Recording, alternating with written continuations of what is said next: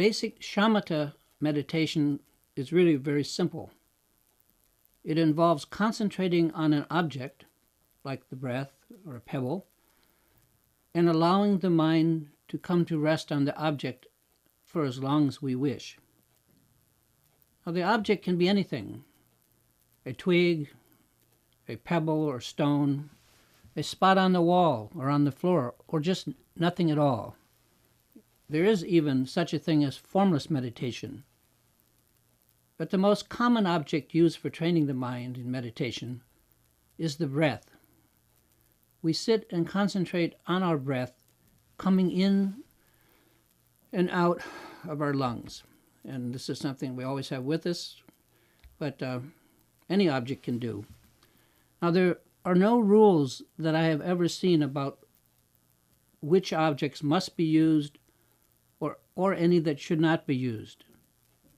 Anything could be the object of meditation.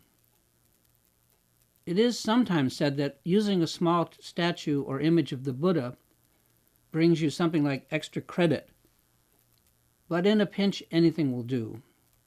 Anyway, it's not about the object, but it's about the process of meditation that's important. We don't examine the object with our mind, like look at the pebble and try to figure out what it's made out of or what kind of stain is in the spot on the floor. Instead, we just allow the mind to rest on the object. It's just a place for us to focus.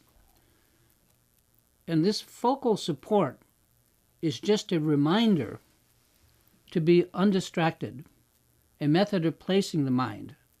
We're not meditating on the focal support itself, so I think that's clear. And the actual process is very simple.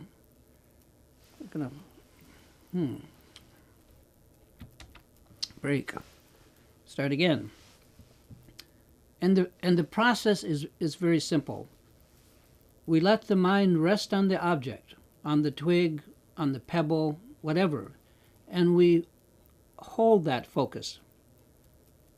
They say that to hold that focus like you would hold a raw egg. Too loose and it will fall and break, and too tightly and you'll break it. So very gently, try it, and you'll soon see that it's not really that easy to focus either too much effort or too little effort. Too little effort and you're daydreaming. Too much effort and you're really doing something counterproductive for learning meditation. But that's what we're here to learn. So when the mind wanders, when you're focusing on the object, you agree, let's say you agree to do it for 2 minutes or 10 minutes or an hour, whatever time that you want to spend on this. It's a learning experience. It's a practicing experience.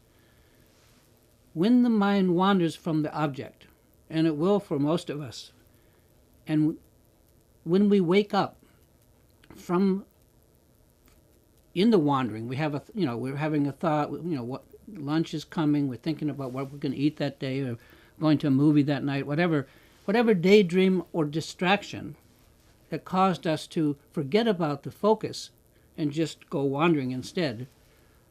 When we realize that we've drifted away from allowing the mind to focus on the object, and we're aware of that fact, we don't do anything sudden. We don't punish ourselves or say, oh no, you can't do this, or you simply drop that and you just very gently bring the mind back to the object and let it rest on the object once again, and you continue. In fact, meditation, in my experience, is an endlessly beginning again, with no punishment for making quote-unquote mistakes. There are no mistakes. It's like all we're trying to do is to learn the habit of allowing the mind to rest on the object until the mind learns to do this naturally.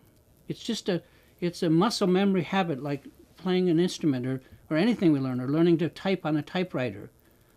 There's nothing spiritual about the habit. There is something spiritual about meditation.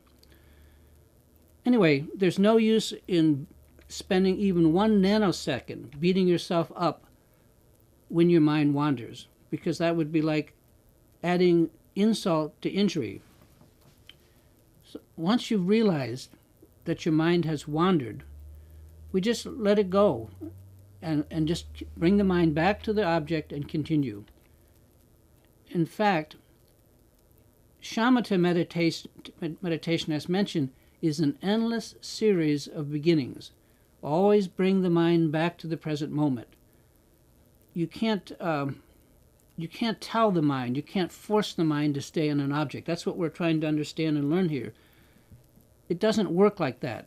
If you make an effort, to forcibly rest your mind, to forcibly focus, it will go every which way but loose.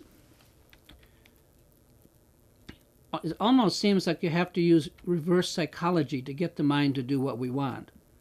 Anyway, this is how we learn how the mind works, and we should take note. This is learning to meditate. This is practicing meditation.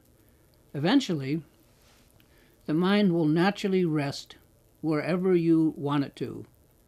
And the key word here is rest.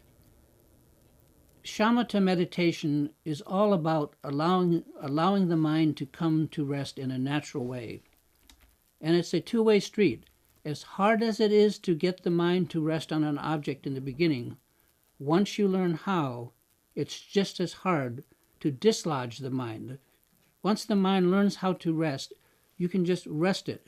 In fact, the analogy I'll use to myself that might make sense to some of you is exactly like when we're at our computer and we take the mouse and we take the cursor on the screen and we place the cursor somewhere on the screen. And we take our hand away. The cursor will sit on the screen until we move it. Shamatha meditation's just like that. We learn to place the mind, let it rest. We take our mental hands away and it stays there naturally until we want to move it.